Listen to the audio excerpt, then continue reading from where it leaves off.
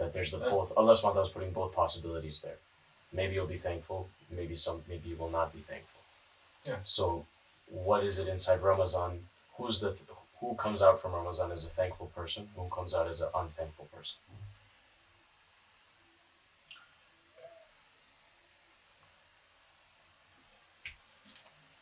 What do you thank? Who do you thank? If someone gives you something, The one from whom you receive. you say thank you. Really? So many, they say thank you one time, but they look at the gift. They're more busy with the gift. That's majority, no? Oh, thank you. Oh, this is so great. Oh, look at me. I'm putting it on. Right? Mm-hmm. They're still stuck there with the object, not for the person. The thankful ones, when they receive, what do? Reciprocate. You cannot give. They cannot reciprocate to the one who gives you.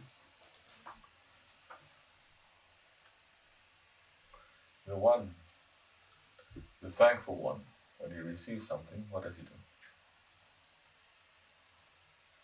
Share. More than share, he gives. Takes and he gives. So it passes through him. He doesn't even take it for himself. That's one of the reasons why Ta'u Zakah. Zakat comes first before Ramazan. Because it's the nature of the man or thing. This thing is real. Because I'm a thing. This thing is real and it belongs to me. And Allah is saying you have to share. Share. 1/40th. And that's so difficult. For believers. For Muslims. So difficult. They're not giving. So difficult. 1/40th.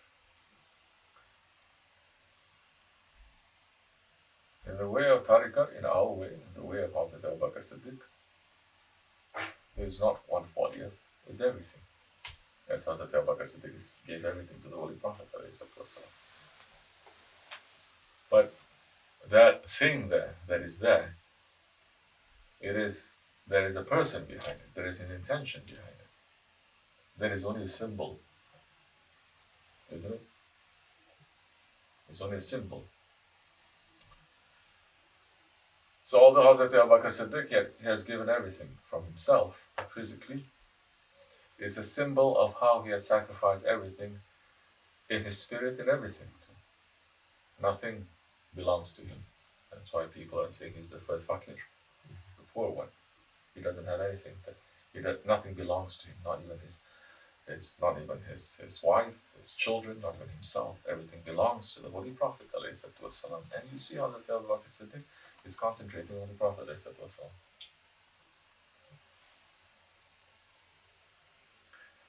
How difficult is that? That's impossible.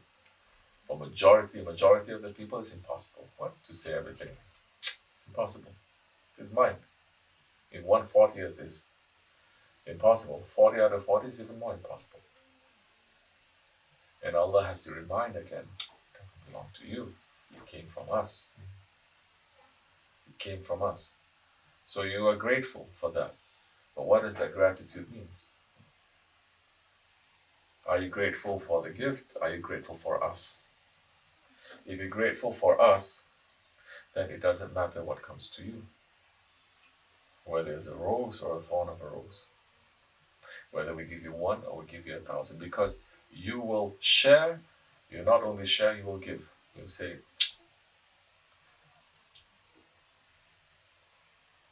so from that physical thing, zakat, saum, then you fast.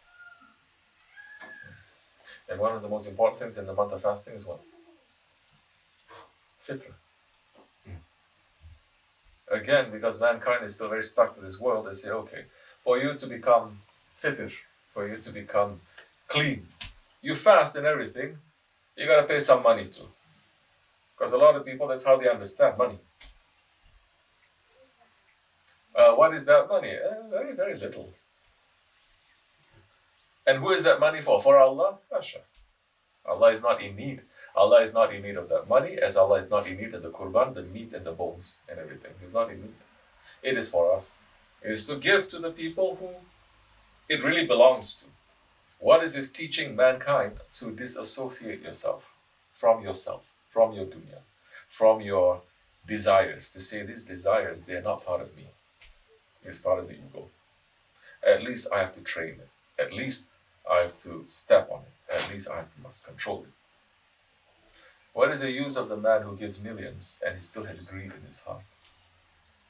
What is the use of a man who gives billions but he's still a stingy person? There are so many who give millions and billions and very stingy. Huh? That stinginess, it is there. Because that generosity, it doesn't come with how much too. The poor person who gives, let's say, $1 is more valuable in the eyes of Allah than a millionaire who gives millions. Now this, you're going deeper inside to see what goes on in your heart when you give. And what is the intention when you give. And Allah, when He gives, does He ask for anything back? No. Allah, when He gives, He doesn't ask for anything back. And if we say we're coming from Allah, why are we not going back to that divine nature? This is what Tariqat is teaching us, how to go back to that divine nature. So, Allah subhanahu wa ta'ala in the Hutbe saying, maybe some of you will be what? Some of you will be thankful.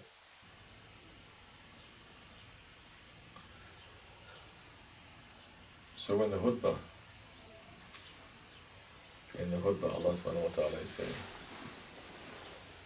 in the hopes that you become grateful, understand now the lutuf, the delicacy of Allah subhanahu wa ta'ala and the generosity of Allah subhanahu wa ta'ala. That He is giving everything.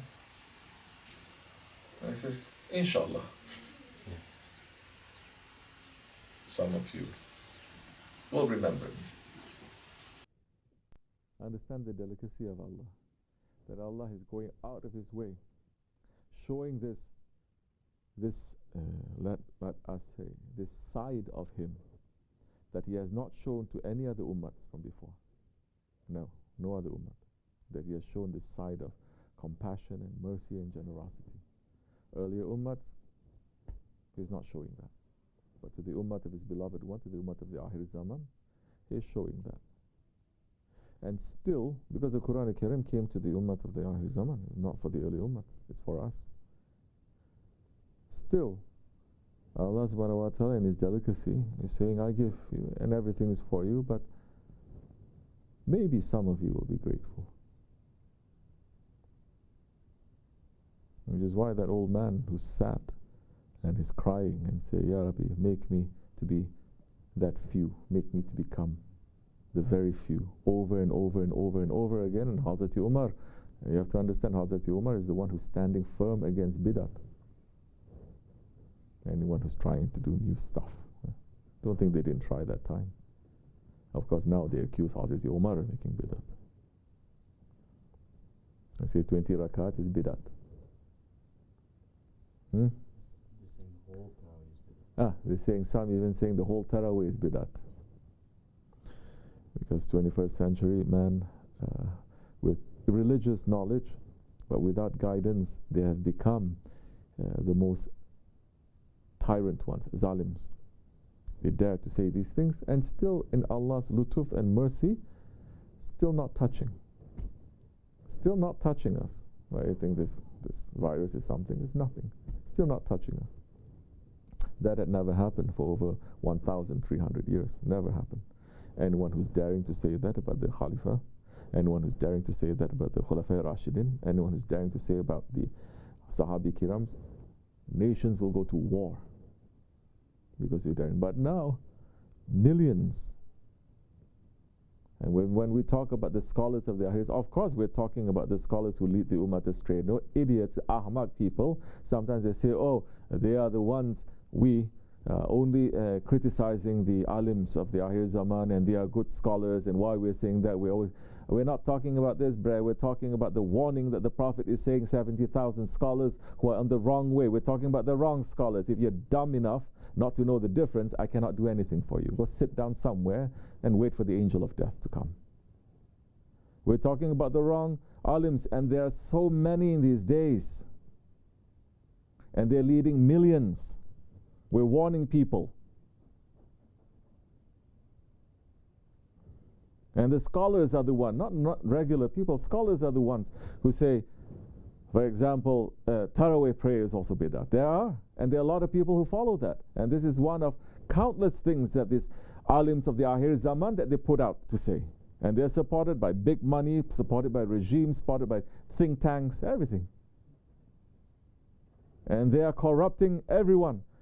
Since when Ahli Sunnat means that you sit back and you let the Sunnat of the Prophet to be corrupted and destroyed. Ahli Sunnat means you stand up to defend the Sunnat, isn't it?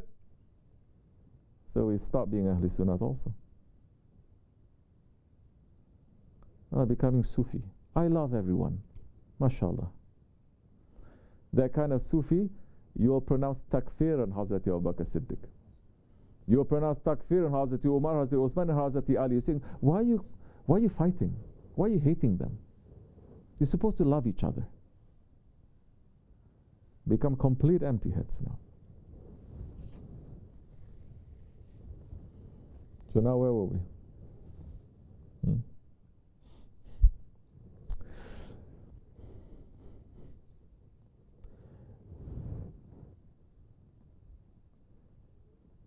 The lutuf of Allah for this nation, it is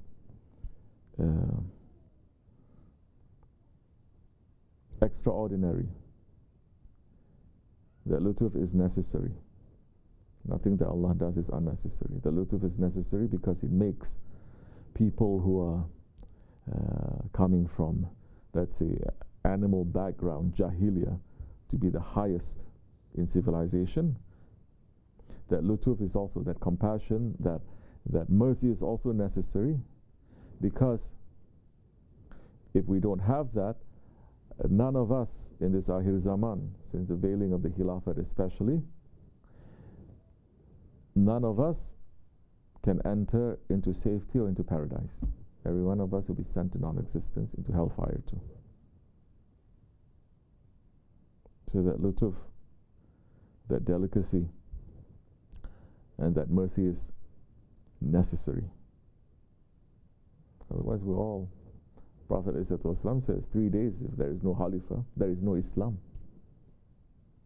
So people who are busy with moon sighting, we are living in a system where what we put into our mouth, to what we wear, to what we drive, to everything, because the whole economic system, the whole system of government, the whole system of military, the whole system of healthcare, everything, it is based on things that Allah and His Prophet, they are not liking.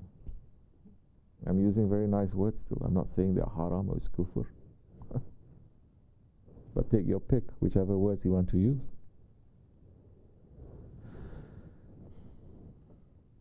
And so Allah is still in His delicacy in that ayat, saying that we give you everything, we give you all the blessings, especially in this month of Ramazan, in the hopes maybe some of you are going to be grateful. But as we say, that man who was crying and saying, Ya Rabbi, make me from the very few, make me from the very few, make me from the very few, because Allah is saying, like we were saying that ayat, only the few, maybe they are going to be grateful. This old man was crying, and Hazrati Omar, like we said, he was standing up against the bid'ah. He says, who is teaching you this dua? And he says, Ya Omar, the old man is saying. He's not an old man, he's a salihin, he's a saint. Didn't Allah say, only the very few, they're going to be grateful to me? Only the very few, they're going to be humble? only the very few, they're going to be sincere, and I want Allah to make me to become from that very few. The person, that Salih person, is not saying I am from the very few.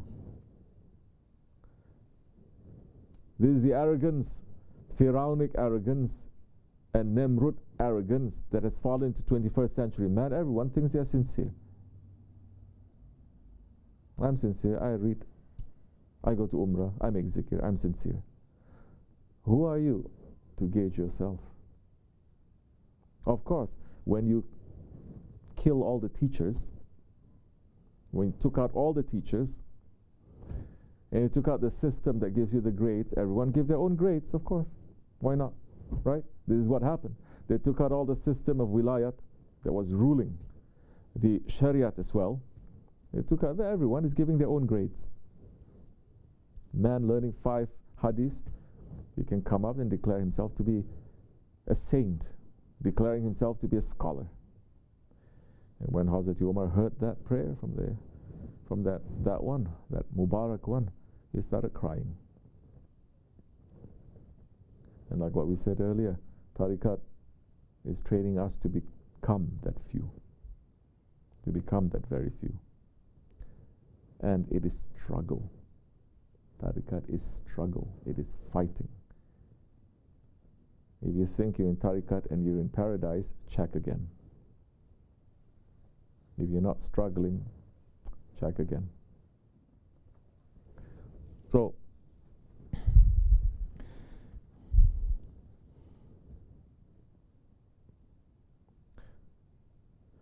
Allah subhanahu wa ta'ala in this month of Ramazan sending blessings, hoping, Allah, Allah. Which one of my servants is not going to be busy with what I sent to them, but they're going to be busy to look at who sent to them, to be busy with me?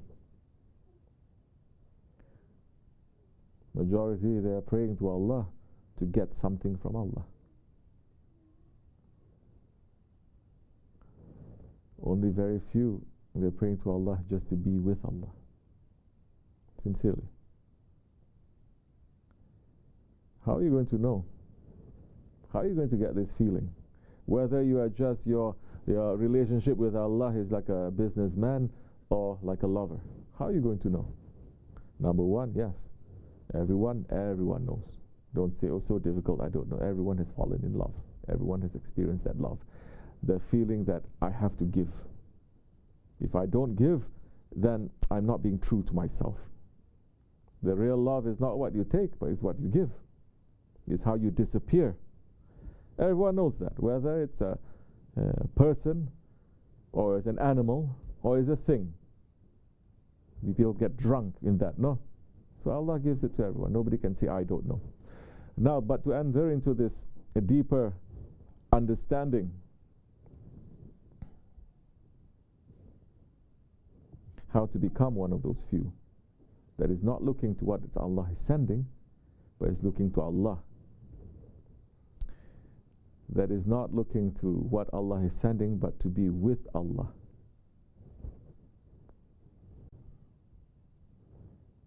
For people of Tariqat, especially in the Nakshibendi way, it is very easy.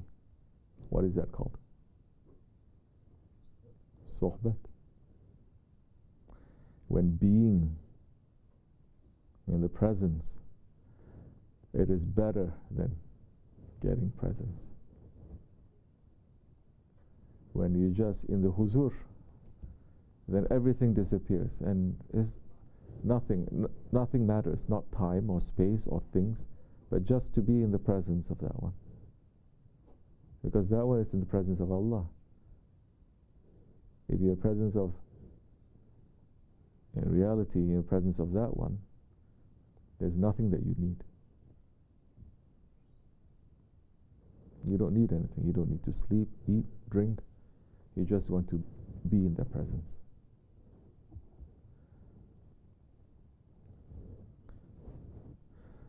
So, Tariqatan as-Suhbah. والخير في الجميع. We have to fix ourselves in the sohbet, fix our hearts in the sohbet.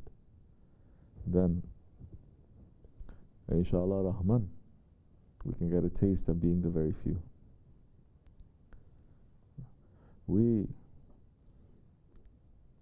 It's difficult for us, our Shaykh is not here, because we miss him. But there is a blessing and there is a wisdom to that as well, because it's showing very strongly that nothing else matters except to be reunited with him. We'll throw away the whole world. We'll spend one more second with him. So, there is a big secret to that. We are feeling that. We must hold on to that. And that is the U.S.A way. So we are blessed with that too. It's okay, the separation is only temporary. There is only one screen, one veil between us and him here now.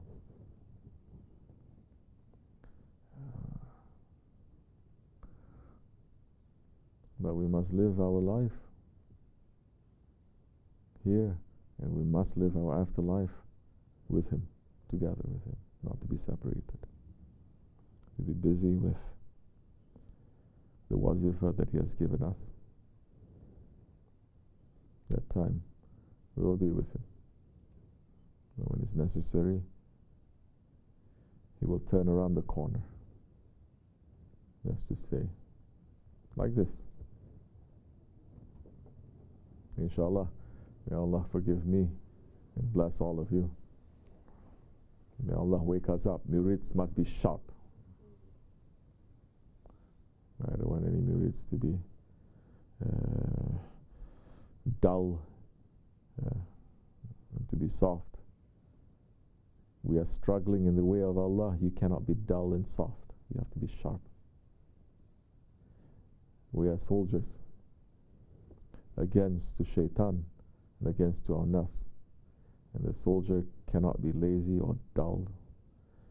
We must be awake all the time. May Allah give us that wakefulness, especially in this time of Ramazan, for our spirit to become more awake, for our desires to become more and more weak and more sleeping, inshallah, for the blessings of this Ramazan to carry us through until next Ramazan. May our Shaykh be happy with us. May he forgive us. May we be able to send his teachings and his light everywhere in this world and to help as many people as we can. We are his weak ones, but with him we may become strong ones, inshallah. May hypocrisy leave our hearts. May hypocrite people leave our jamaat. May those who stand in the way of haqq be removed. May murids have more passion in their hearts for this way. May the way be open for us to make more hizmat, inshallah. May Allah forgive me and bless you. Al-Fatiha. Amen. Assalamu alaikum.